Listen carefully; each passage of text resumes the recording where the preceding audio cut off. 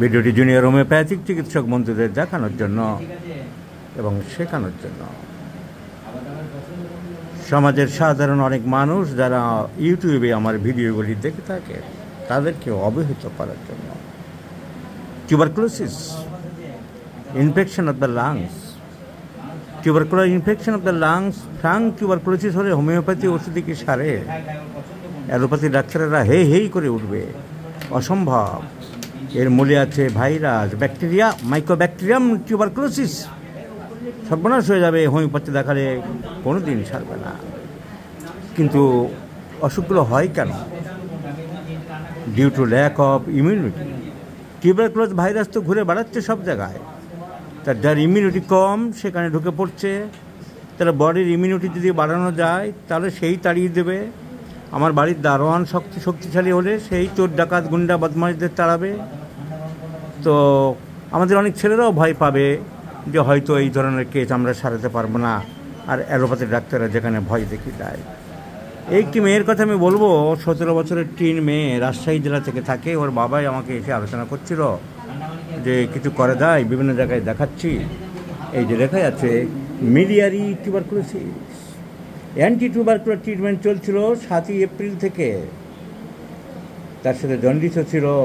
এই miliary tuberculosis, এই বাবা, ওর বাবা রাজশাহীতে থাকে, উনি ব্যবসা বাণিজ্য করেন, উনি খুব চিন্তায় পড়েছিলেন। আমি বললাম যে লেটস ট্রাই, হোমিওপ্যাথিক চিকিৎসা করতে পারি। তো মাই প্রেসক্রিপশন ওয়াজ ব্যাসিলিনাম 1 2 3 4 5 অনস ডেইলি মর্নিং। আপনার আমাদের এক হোমিওপ্যাথিক ডাক্তার বন্ধু আপনাকে পাঠিয়েছিলেন, ওনার নামটা জাকিয়া সুলতানা। আমাদের জাকিয়া সুলতানা ডাক্তার পাঠিয়েছিল যে স্যারের সাথে যোগাযোগ করুন। মাত্র একবার ওষুধ দিয়েছিলাম, 4 মাস, ব্যাসিলিনাম 1 2 3 4 5।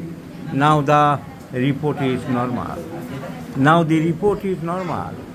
অ্যালোপ্যাথিক ডাক্তাররাও বলে দিয়েছে, ভয় দেখিয়েছিলেন, এখন তারা স্বীকার করলেন হ্যাঁ রোগী ভালো আছে। ডাক্তাররা কি বলেছিল আপনাকে, কি বলে ভয় দেখিয়েছিল?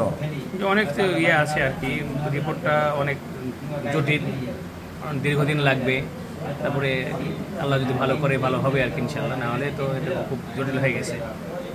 এখন যে সুস্থ দেখে ওরা কি বললো?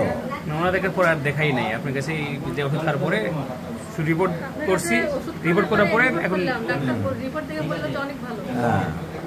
তো দিস ইজ দি, ওদের কাছে দেওয়া হয়নি, but the report says that is normal chest X-ray.